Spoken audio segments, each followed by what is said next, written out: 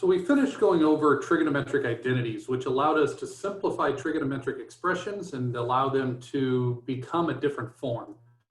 Now we're going to be looking at how to solve trigonometric equations for the angles that make the equation true.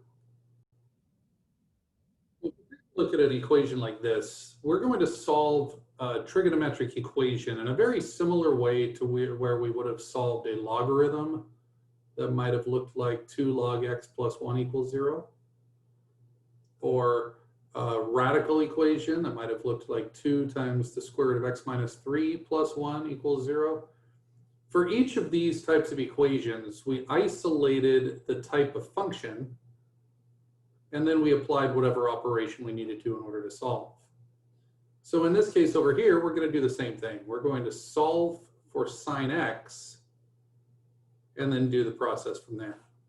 So the first thing we would do is subtract 1 from both sides to get 2 sine x equals negative 1. And if we now divide, we find out that sine of x is equal to negative 1/2. So now we should start recognizing that x is the angle that we're trying to solve for. And we're trying to solve for the angle that's going to make a ratio of negative 1/2. So the first thing to recognize is that sine is equal to a negative number in either quadrant 3 or in quadrant 4. So I know that I'm going to have 2 answers in the first rotation. But you should also realize that I'm going to have an infinite number of answers, because we could actually have any number of rotations and have an angle that's still going to give me a ratio of negative 1/2. So that's why oftentimes we're told to only give answers on the interval from 0 to 2 pi, which means only on the first rotation. Okay. So this is where we think to our unit circle, and we determine what angles sine of theta is equal to 1/2. So we know that sine of theta equals 1/2 when the y coordinate is 1/2. That happens at the pi over 6 angles. So we just need the pi over 6 angle in the third quadrant and the pi over 6 angle in the fourth quadrant. And therefore what I've done is I've actually solved this trigonometric equation for the appropriate angles that are going to cause the original equation to be true. Now we could check to see why this is true, and we'll just check each of these separately.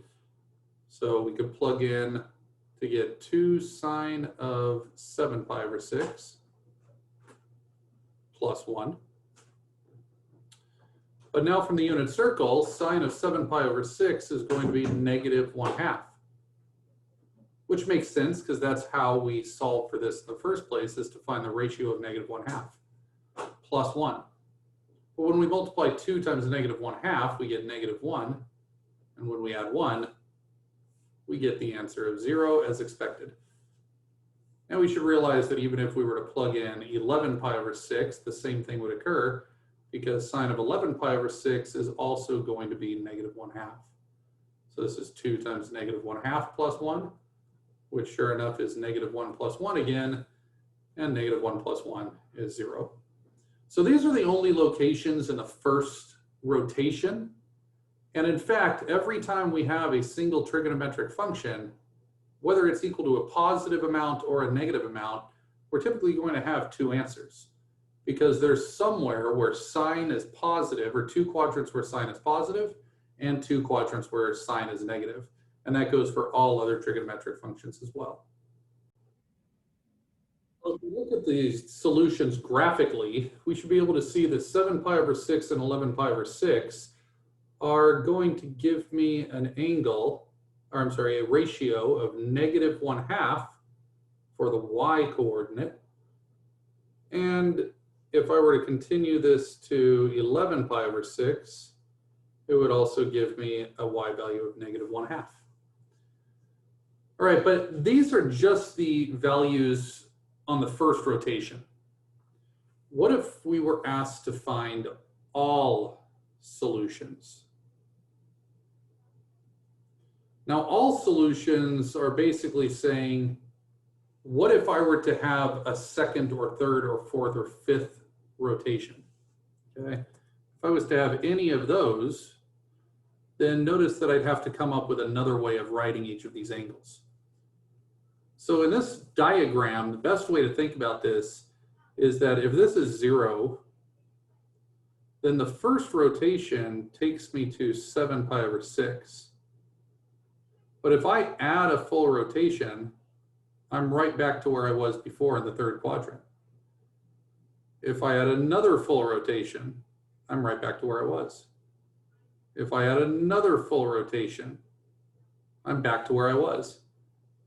So what I can do at this point is say that I could find all solutions to the angle of 7 pi over 6, all third quadrant answers, by simply continuing to add 2 pi, and add another 2 pi, and another 2 pi.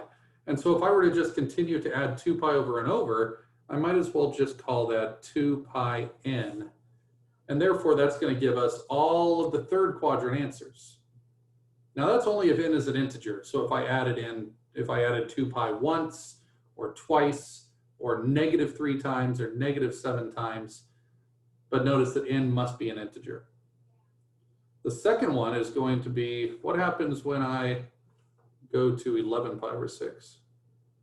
The first answer is at 11 pi over 6. But notice that if I, again, add another full rotation, it takes me back to the same location, coterminal to it.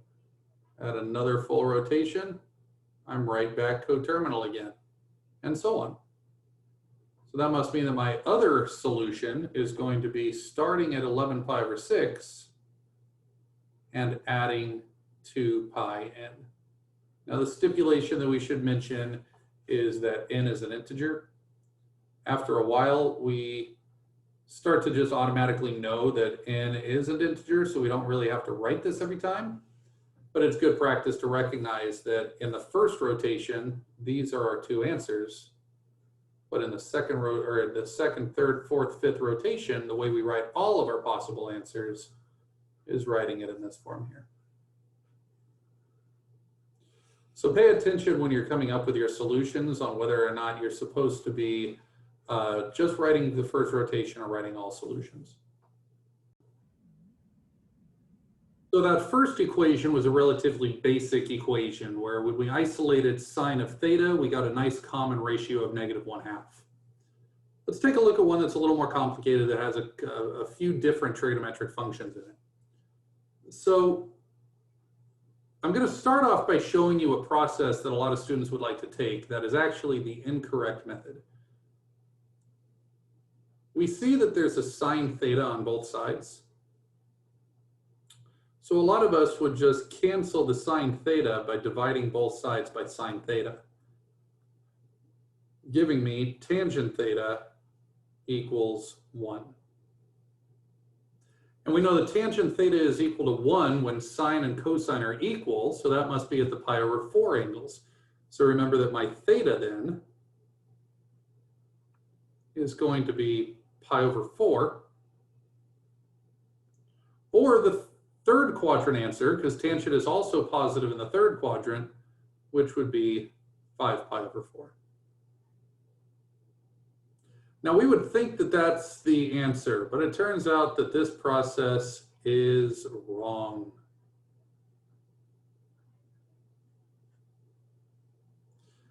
And there's a reason why we are not allowed to do this. Okay?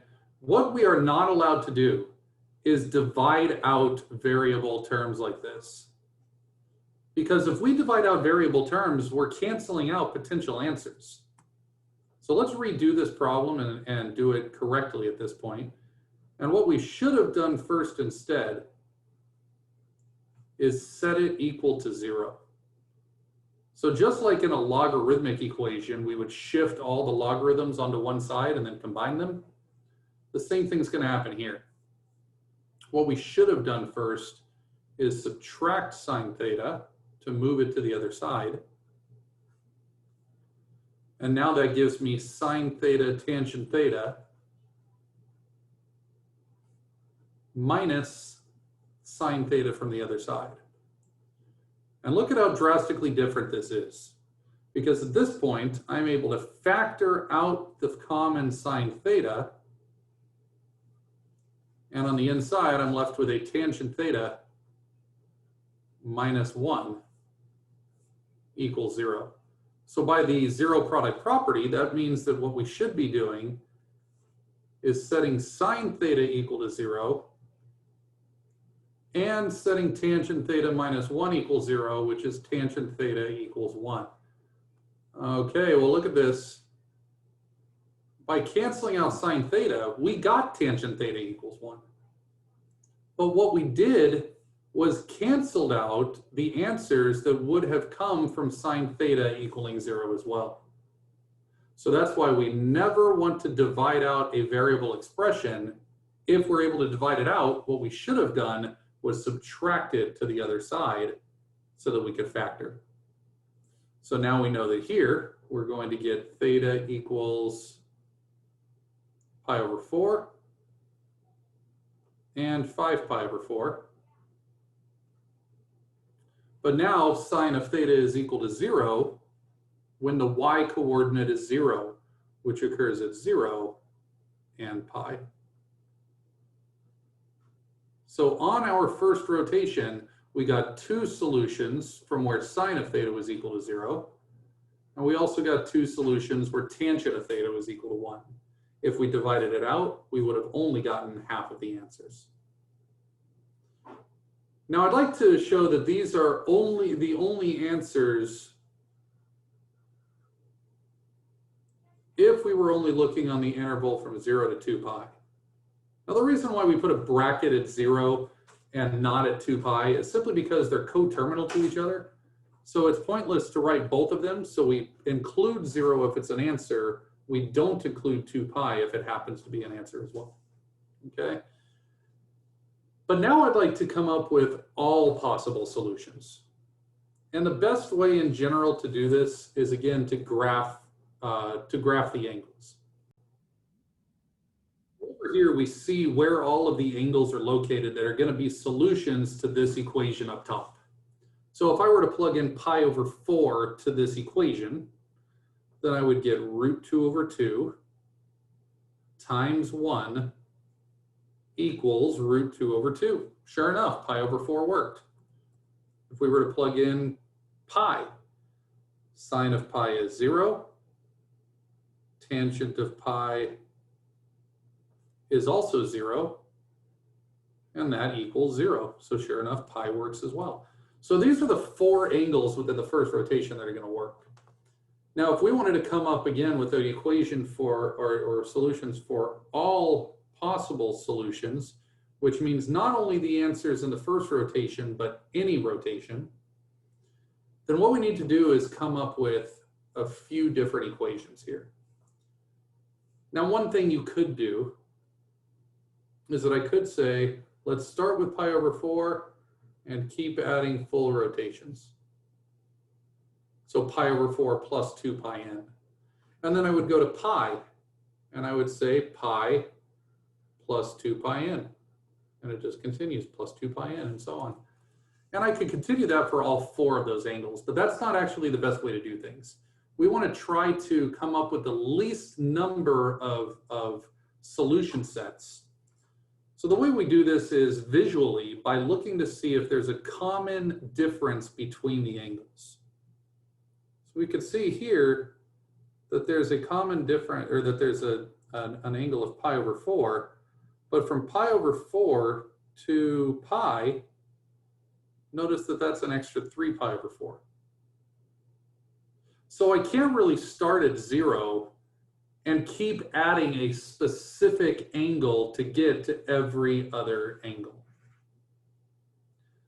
Okay, but maybe there's a different way we could do this. Okay, another way we can look at this is, what if we were to look at skipping angles?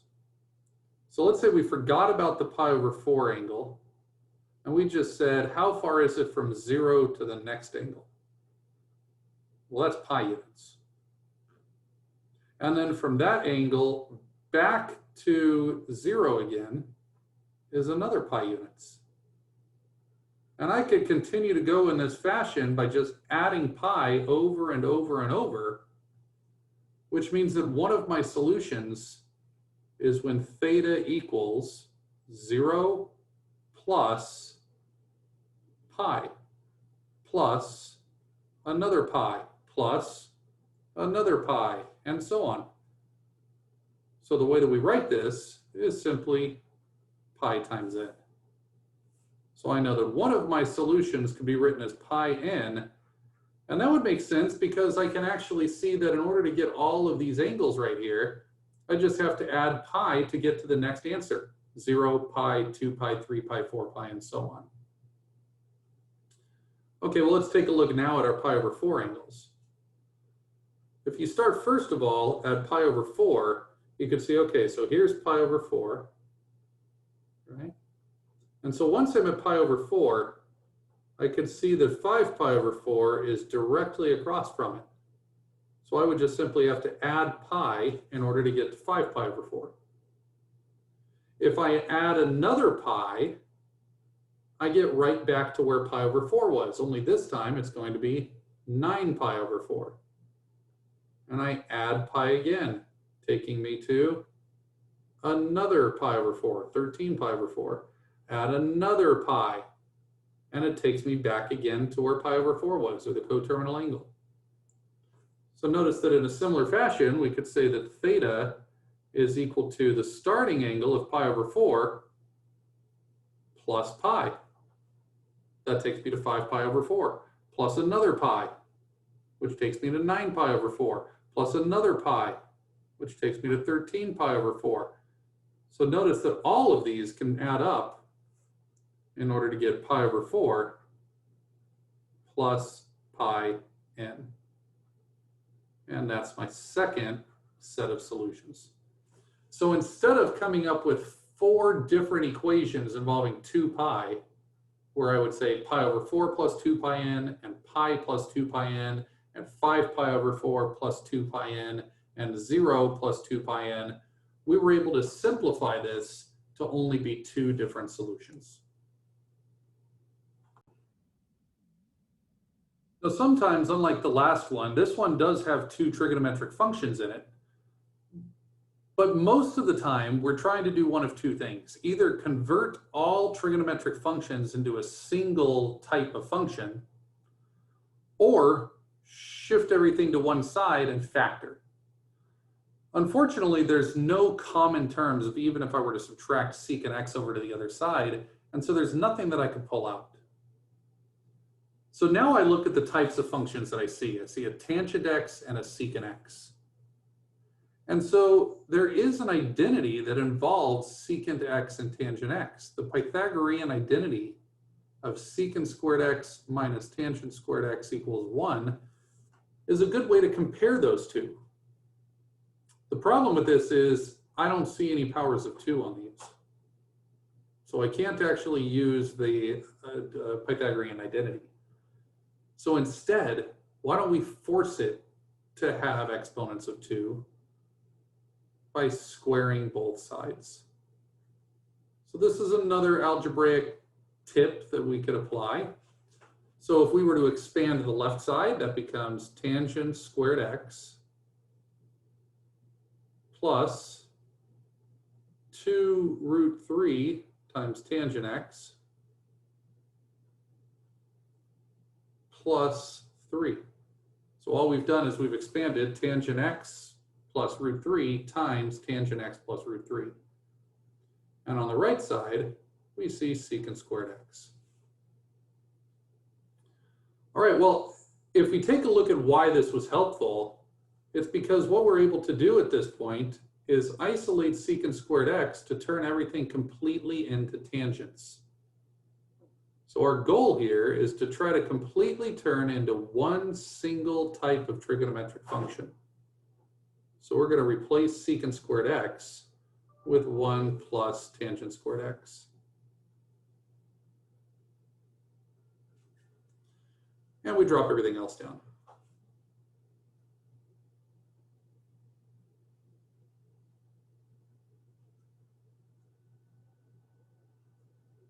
Okay, and there we go.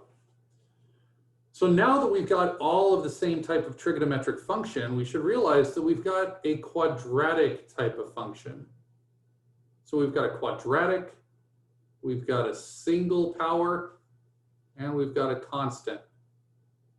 So sometimes if I ever look at this, sometimes we might be able to factor this just as if we were doing x squared plus 2x plus 3. But in this situation here, we're not going to do that because I recognize that there's a tangent on the other side. So we could subtract the tangent squared x, and notice that it cancels that term, which really leaves me with 2 root 3 tangent x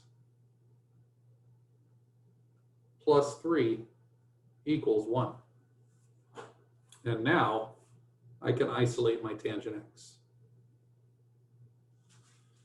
Okay, well, if we subtract 3 and divide by 2 root 3, we get tangent x equals negative 2 over 2 root 3. And now if we rationalize the denominator by multiplying by root 3 over root 3, notice that the 2's cancel, and we're left with tangent x equals negative root 3 over 3. All right, well, if we remember our tips here, there's a few different ratios that we get for tangent x. One of them is root 3, one of them is 1, and one of them is root 3 over 3. So I'll remind you the way that I remember this. I remember the tangent of pi over 4 is equal to 1.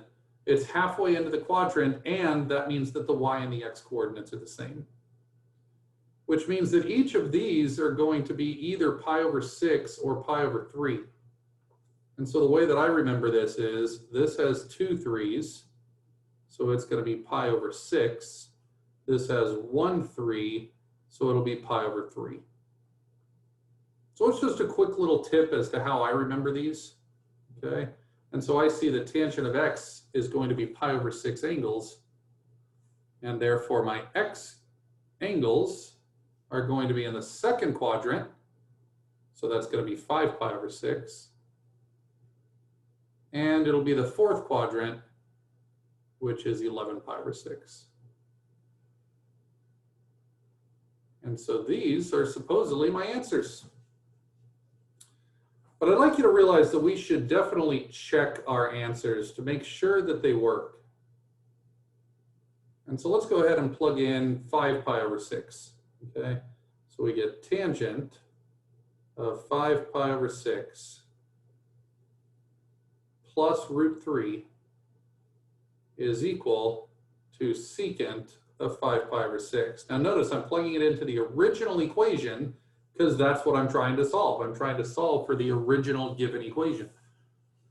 So we look at tangent of 5 pi over 6 and see that that quantity is going to be a root 3 over 3 angle in the second quadrant, which is negative, plus root 3. And now if I take a look at secant of pi over 6, that's a reciprocal of cosine.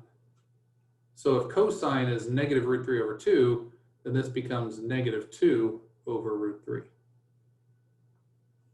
So we just want to check to make sure this works. So let's get a common denominator here. This gives us 3 over 3. Okay, so we can simplify that. And when I combine those, that gives me 2 root 3 over 3. Perfect. Now on the right side, if I rationalize the denominator, I multiply top and bottom by root 3. And that means that I get negative 2 root 3 over 3. And this is false. Now what that tells us then is that x equals 5 pi over 6 does not work. It's considered extraneous, or an extraneous solution. So we actually would not list 5 pi over 6 as one of our answers. So we should check 11 pi over 6. Tangent of 11 pi over 6 plus root 3 is supposedly equal to secant of 11 pi over 6. All right, well, for the same reason, tangent of pi over 6, I know that that's going to be negative root 3 over 3 plus the square root of 3. And now if I look at the fourth quadrant, secant is positive in the fourth quadrant. So that's going to give me the reciprocal of root 3 over 2, which is again 2 over root 3. Well, the nice part about this one, if I were to, again, get a common denominator, and over here multiply by the radical in order to rationalize the denominator, this gives me that 2 root 3 over 3 is equal to 2 root 3 over 3. So sure enough, that worked. That's true. So when we go back to our answer, the only solution that we should be giving is x equals 11 pi over 6. So I'd like to show you why this occurred. Typically, the only time that we're ever going to get extraneous solutions is anytime we squared both sides of an equation. If I square both sides, I potentially add in new possible answers, okay? Because notice that squaring a positive or negative is still going to give you positive on both sides. And that's why plugging in one angle gave me a positive on one side and a negative on the other. So whenever we square both sides of an equation, we just need to make sure to check for extraneous solutions. Let's take a look at one last trigonometric equation here. We can already see that the equation is completely in terms of one trigonometric function, which we like, because then it's going to be easier for us to solve since we only have to deal with that one trigonometric function. Now, one thing that you definitely do not do is that you don't set tangent x equal to 2 and tangent x plus 1 equal to 2. That's a very big error that algebra students will make. And the only way that you're able to do that is if it's equal to 0. So the first thing we should do is we should expand to get tangent squared x plus tangent x. And now if I subtract 2, you should realize that this looks like a quadratic. This kind of looks like u squared plus u minus 2.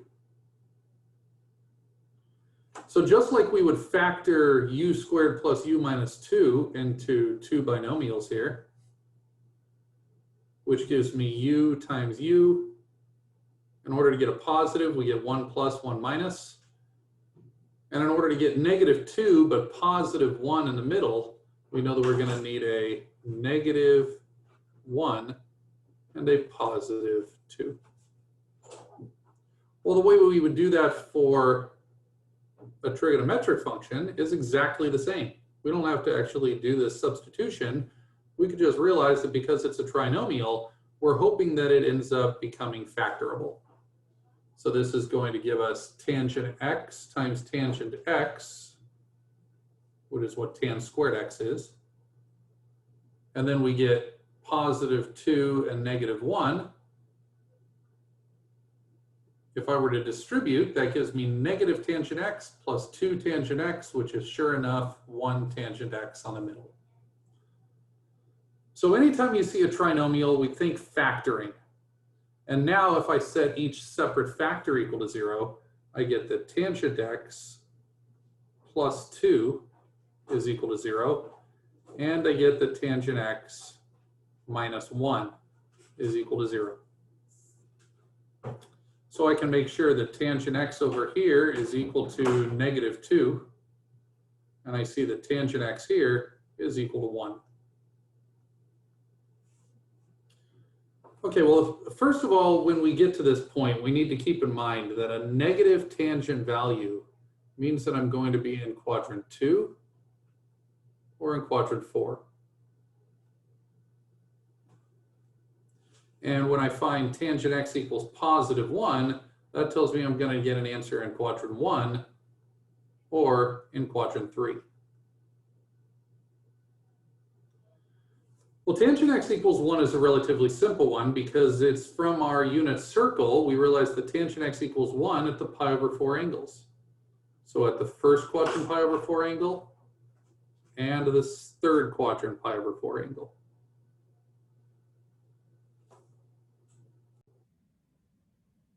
The problem with tangent x equals -2 is that that's going to be not a common angle on our unit circle. And so what we need to do instead is we need to solve using our calculator. And the way we do that is by applying an inverse trigonometric function. So we know that x is going to equal tan inverse of -2. So let's make sure we go to our calculator here. We need to make sure that we're always in radian mode, because otherwise we're going to be getting angles that are in degrees when some angles are in radians. We just always want to make sure that everything is in radians. So we know that we've got -2, take tangent inverse, and we know that tangent inverse is going to be approximately -1.107. So that means that x is equal to -1.107. Now, before we continue on, I'd like to graph just to show where we are. Okay. So first of all, one of our answers is going to be pi over 4, halfway into the first quadrant. And one of our answers is 5 pi over 4, halfway into the third quadrant. But now we see that another answer is going to be at -1.107 radians. -1, that's down here. So -1 radians is somewhere down in this range. That's -1.107. But typically, if we're trying to find all of the solutions only on the interval from 0 to 2 pi, you should realize that -1.107 is not the answer, because that's not on the interval from 0 to 2 pi. Okay. And so now we should recognize that even though we know that the angle that the calculator told us is going to be a value right here, okay, we need to find what that angle is in the first rotation. So this is where drawing a diagram can really be helpful. We see, first of all, that this angle is -1.107. So why don't I just add 2 pi, which would mean that if I add 2 pi, it takes me to what the actual angle is on the positive rotation. So we're going to take -1.107 and add 2 pi. So if I add 2 pi to that, that's 6.28. So I'm going to add 2 times pi.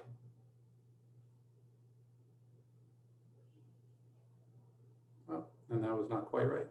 So let's try that again. So 6.28 or so, or we could be more specific. We could say 2 times pi, okay, is 6.28. And now we take away the 1.107. And now we get an answer of 5.176. So the actual angle that we're interested in is 5.176. And so that is this angle right here, 5.176. Notice that it's not in terms of pi because it's not one of our common unit circle angles. But you got to remember that tangent x is equal to a negative ratio at 2 different locations on my rotation, in quadrant 2 and in quadrant 4. Notice how the answer that I got here was between -pi over 2 and pi over 2, because that's the range of tangent inverse, which is why we had to convert this by changing it to 5.176. But we should recognize that there's also one more angle back here. And so if we know that that's the angle and it has the same ratio, then this triangle right here should be the same as this triangle right here.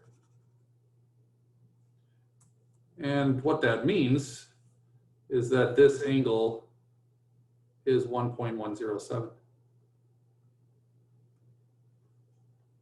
So if we want to find what that angle is, we could also come up with a second angle, which is x equals pi minus that angle of 1.107. Because here's pi, and if I take 1.107 away, the angle that's left is the angle in the second quadrant. So let's take pi, subtract 1.107, and my approximation would be 2.035. 2.035.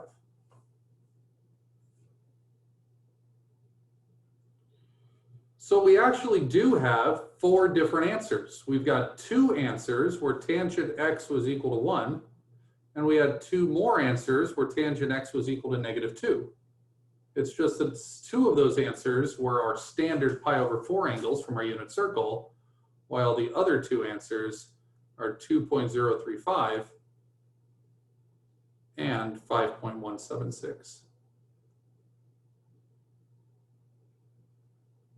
And so if you're ever dealing with a ratio that doesn't look like one of our common ratios from the unit circle, don't fret about it. All it means is you're going to have to apply an inverse trigonometric function to your calculator. But keep in mind, your calculator only gives you one answer. And in this case, that wasn't even an answer that we listed in our results because it was outside of the indicated interval. So what we had to do is think about this in terms of a circle and rotation and recognize that we've got 2 different answers. One answer occurs starting at 0, going to the second quadrant. The other answer occurs starting at 0 and going all the way around to the fourth quadrant.